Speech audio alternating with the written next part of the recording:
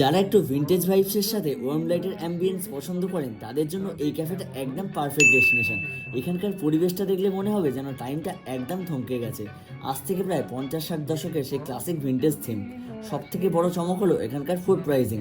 শুরু করা যাক চা আর কফি দিয়ে। এক কাপ কফির দাম পড়েছিল মাত্র 30 টাকা আর চায়ের দাম মাত্র 20 টাকা। এরপর চলে আসি ফ্রাইড আইটেমসে।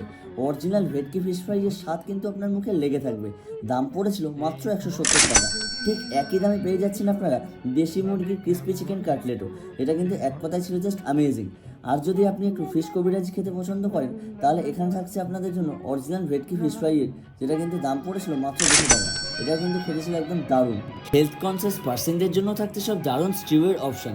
150 গ্রাম মাটনের বিগ সাইজ পিস দিয়ে মাটন স্টিউয়ের দাম পড়বে মাত্র 240 টাকা। আর 250 গ্রামের ওজনের একটা লেগ পিস দিয়ে চিকেন স্টিউয়ের দাম পড়বে ঠিক একই।